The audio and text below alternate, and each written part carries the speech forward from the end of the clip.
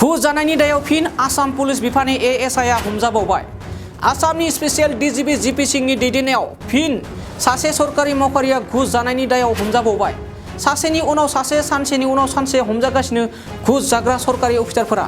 नोंथांनावबो सोरबाफोर सरकारि अफिसारा नोंथांनि हाबा मावनायाव घुस बिदों नामा? जुदि बिदों अब्ला नोंथांनि थाखाय directorate vigilance and anti corruption आसामआ अरायनि थाखाय नोंथांजों हेफाजाबाव दं। गवालपारानि माटिया पुलिस थानायाव ASI हिसाबै हाबा मावबाय थानाय सबिन पाल दासआ रां बिनाय एबा घुस जानायनि दायाव हमजादों। थारैनो सरकारि अफिसारफोरनि घुस जानायनि हेंथायै गोख्रों राहा लागासिनो आसामनि directorate vigilance and anti corruption हानजाया। नोंथांनावबो बबेबा सरकारि अफिसारा नोंथांनि हाबा मावनो घुस बिदोंब्ला नोंथांनि हेफाजाबनि थाखाय हेफाजाब जानबुं नं फोसावदों directorate vigilance and anti corruption हानजाया। 180034536767 जानबुं नम्बराव नोंथाङा थोंजोङै कल खालामनानै मिथिहरनो हागोन। लोगोसे 6026901243 अनजिमायाव WhatsApp एप खालामनानै एबा SMS खालामनानै नोंथांमोना कमप्लेन हरनो हागोन।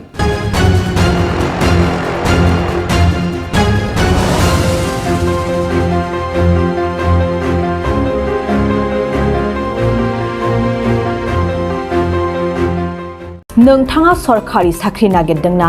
नोंथांनि थाखाय मोनसे गोजोनथाव खौरां।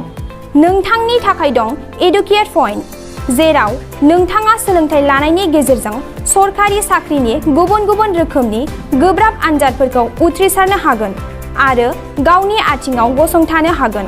बे एडुकेट पइन्टआव नोंथांमोना SCC, bank PO, bank clerk, bank SO, UPC, FSC, defence, railway, state insurance, AAO, ADO, एसिस्टेन्टजों लोगोसे स्टेट लेभेल जब आरो माखासे सरकारि साख्रिनि आनजादाव गोनांथि जानाय आयदाफोराव सोलोंथाइ लानो हागोन।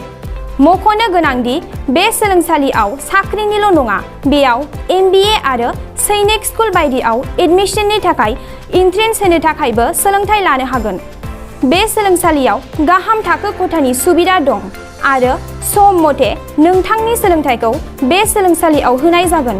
बेखौबो मिथिनांगोन दि बे एडुकेट पइन्टआव सोलोंथाइ लानानै बावैसो 2021-22 इं मायथाइनि SCC GDनि आनजादाव गासै 11 सा सोलोंसाफोरा उथ्रिसारनो हादों।